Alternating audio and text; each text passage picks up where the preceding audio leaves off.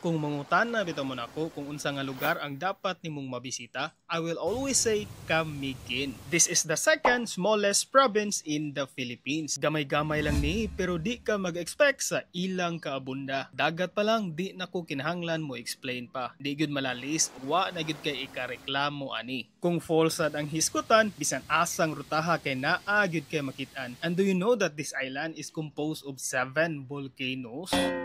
Maong gibantog ni sila as the island born of fire. Halos bitaw taga iskina kay naay hot spring ug cold spring nga maagian ug pwedeng tugsawan. Kung bukid sad ang hiskutan, hala pwede ninyo haykon ug katkaton ang volcano na mismo. Puno gyud kaayo sa kasaysayan ning isla ha. Na fall in love gyud bitaw ko sa ka-peaceful sa ilang lugar. Abunda gyud kaayo sa natural resources. Mas dali pa gyud ninyo ma-explore kay naa nay direct flight ang Cebu Pacific diri. Unya i-appeal ni sa inyong bucket list ha. Kay once makabisita ka sa Camiguin, you will surely come back again.